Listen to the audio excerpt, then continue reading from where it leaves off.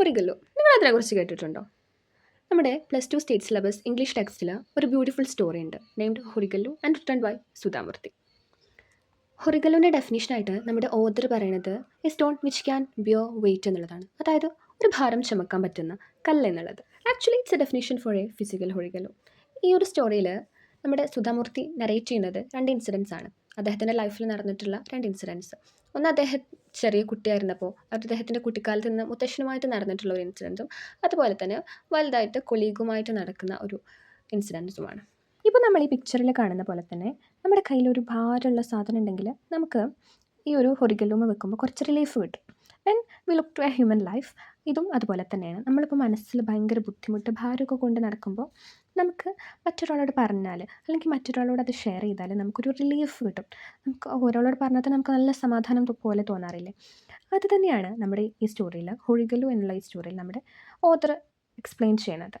ഇപ്പോഴത്തെ കാലം എന്ന് പറയുന്നത് എല്ലാവരും അവരുടെ മാത്രം ലൈഫിൽ ഒതുങ്ങിക്കൂടുന്ന ഒരു കാലമാണ്. നമുക്ക് മറ്റുള്ളവരുടെ ട്രബിൾസോ വിഷമങ്ങളോ ഒന്നും കേൾക്കാൻ ടൈമില്ല. നമ്മളെല്ലാവരും നമ്മുടേതായിട്ടുള്ള ലൈഫിൽ ബിസിയാണ്. അതുകൊണ്ട് തന്നെ ഇപ്പോഴത്തെ ഒരു കാലത്ത് നമ്മുടെ കൗൺസിലർ സൈക്കോളജിസ്റ്റിൻ്റെ ഒക്കെ എണ്ണം വളരെയധികം കൂടുതലാണ്. ഇപ്പോൾ ഡിഗ്രി ഒക്കെ എടുക്കുന്നവരധികവും പ്രിഫർ ചെയ്യുന്ന ഒരു ഡിഗ്രിയാണ് BSc psychology. Because they know there will be scope.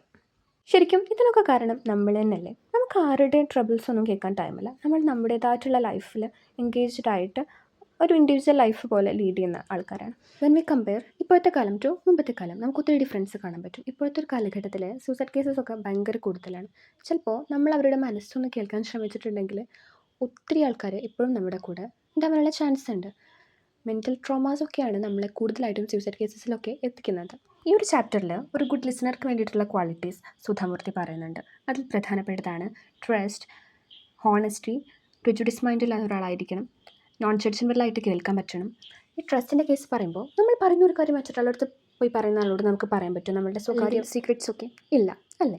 So നമ്മൾ പറയുന്നത് ഒരാളടുത്തും പറയാത്ത ഒരാളോട് ആയിരിക്കണം നമ്മൾ നമ്മുടെ സീക്രറ്റ്സ് ഒക്കെ ഷെയർ ചെയ്യേണ്ടത്. ഐ മീൻ സീക്രറ്റ്സ് അല്ല, നമ്മുടെ വിഷമങ്ങളൊക്കെ. And that's it. ഇതാണ് ആ സ്റ്റോറിയിൽ പറയുന്നത്.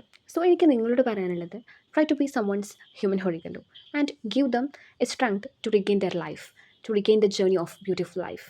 So yeah, that's all. Thank you. If you find this video is useful, do subscribe and drop a like. Once again, thank you so much.